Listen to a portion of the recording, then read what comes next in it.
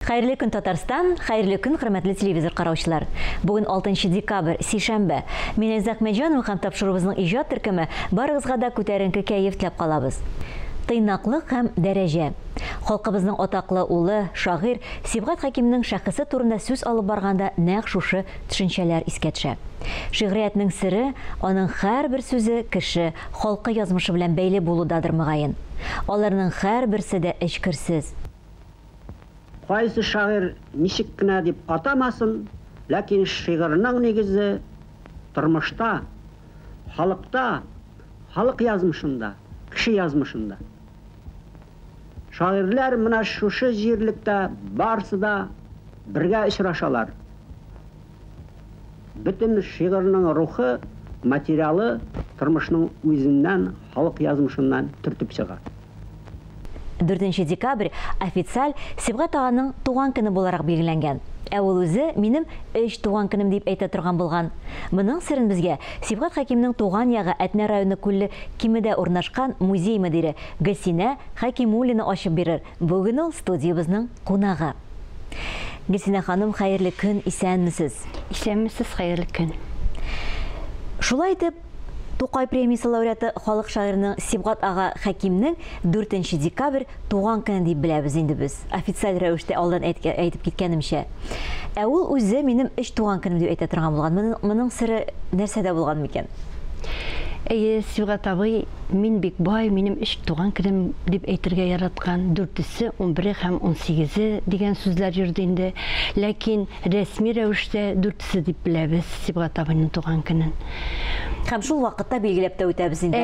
4-се көнне декабрь башында һәр елны без авылыбыз белән дә, районыбыз белән дә аның туган көнен билгеләп үтәбез.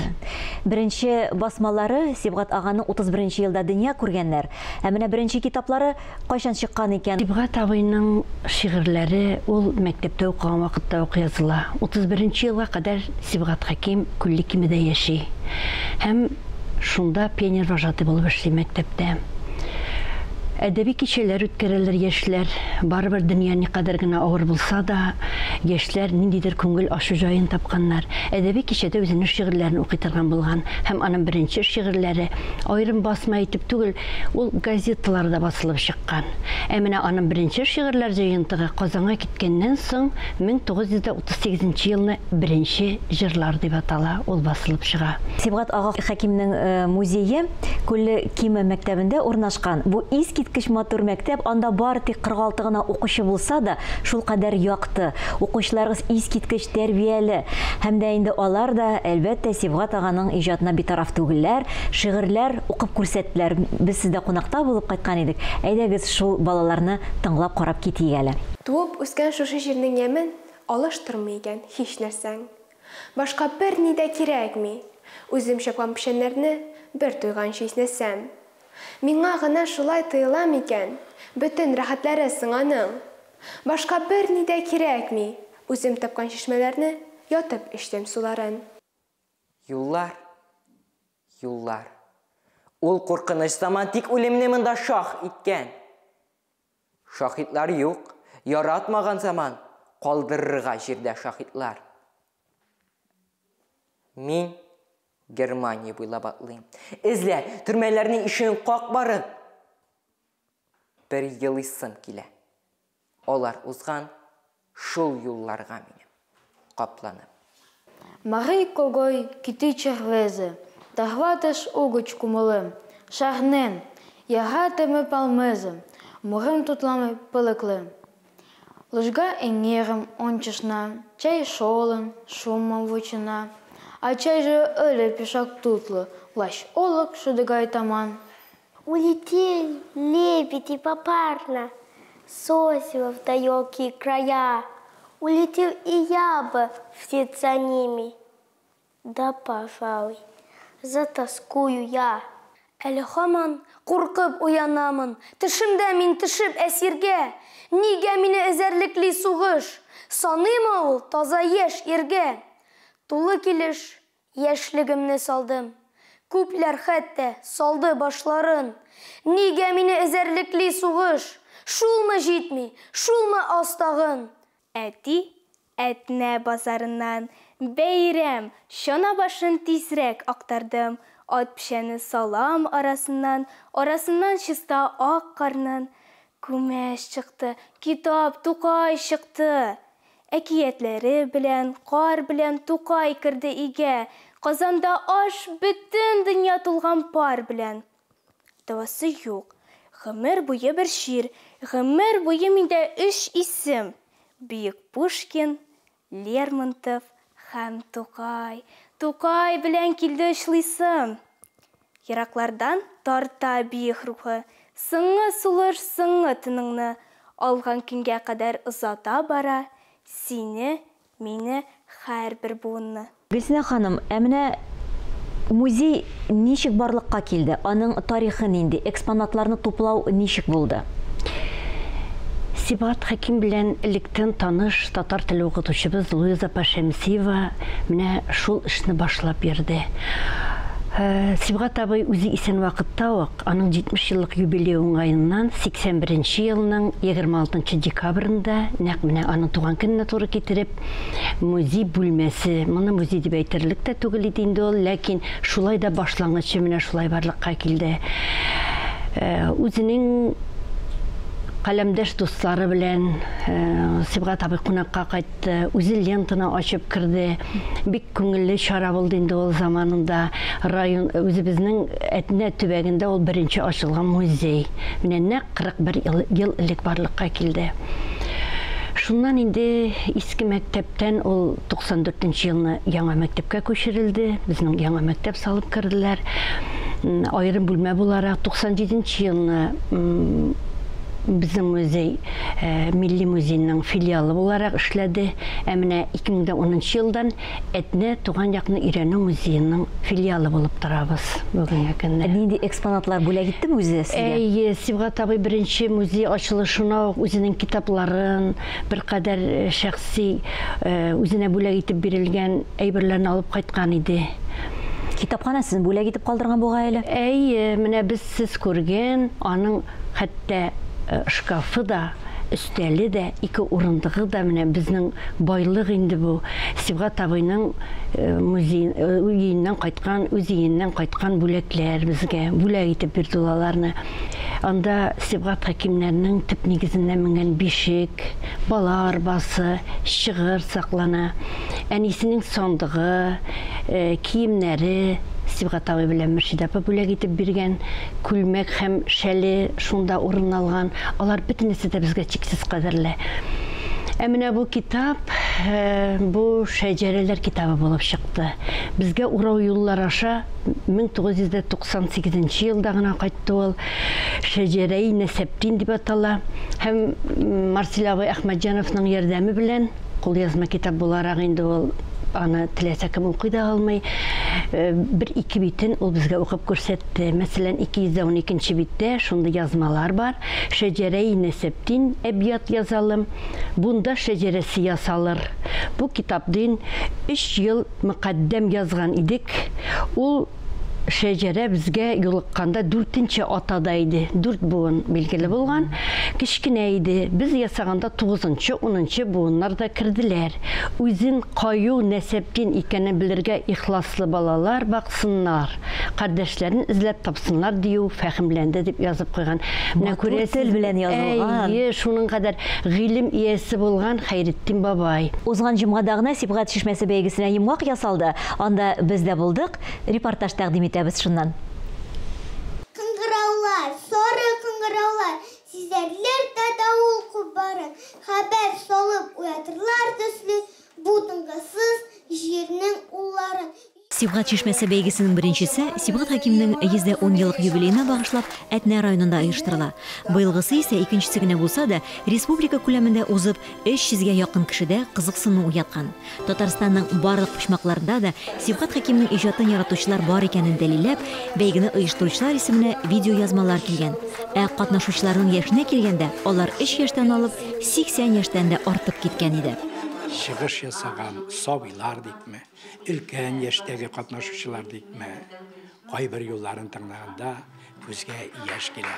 Чынлап та шушы туган җиребезнең kıymetten anlayışı ediplerimiz gibi yaşasak idi, gelecekte de milletimiz bütün milletler bilen kolga kol tutanışıp bir-birsinin dilin, uruf gadetlerin her vakitte da alga koyup dostane yaşasak idi. Әтнәнең ак әбисе Мәрвәр апа бу якларда мөнәҗәтләр әйтүче буларак билгеле. Бәйге турында ишеткәч, ул да читтә кала алмаган. Кичкенәдән үк шигърияткә гашыйк кеше. Сибгат Хәким инде ул безнең авылдашыбыз. Мин аның шигырьләрен, китапларын бик күп укыдым. Һәм бик матур, бик мәгънәле. Игълан ителгәч менә бу шигърияткә Сибгат Хәким, Сибгат Чишмәсе конкурсы игълан ителгәч, тукталып бер сөйләп узыйм әле дип сөйләдем инде. Шигырьләрнең төрле телләрдә яңгырау бигрәк тә күңелне шатландыра. Мәртәбәле жюри бер тавыштан бәйгенең гран-приена лаек дип татар терен гаиләсен тапты. Сибгат Хәким, Зөбәрҗәт алтыннары, йылдызлар булып кабынды, muhabbet yalqınları. Gerekmi bir yatta tutsun Zübercet altınları. Gerekmiyor bana sizin olsun. Altınlar, zümrütler, pırlantalar. Yıldızlar gibi parlıyor içimde aşk ve sevgiler. Күп шагыйрьләр, шагыйрәләр, артистлар чыккан районыбыз.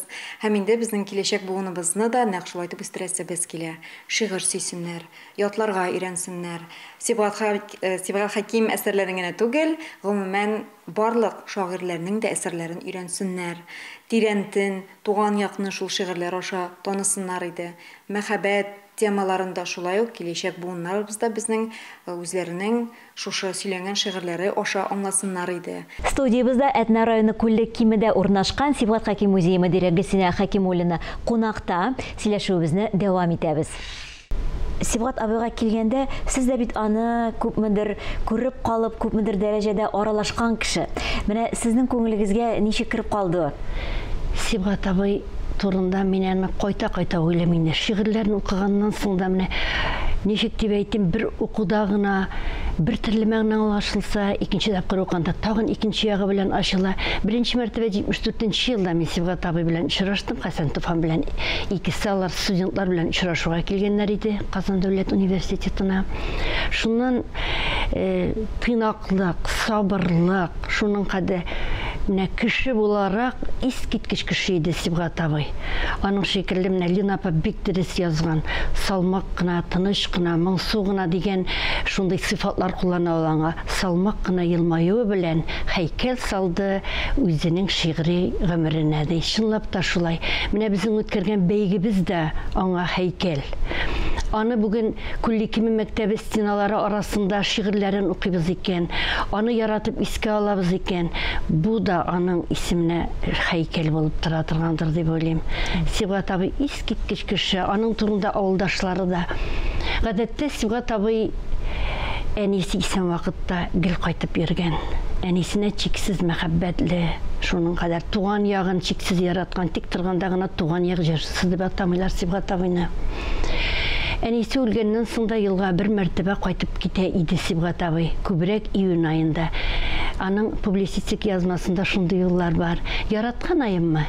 Июньди. Арыр сиркә очырганда мин авылга кайтырга яратам.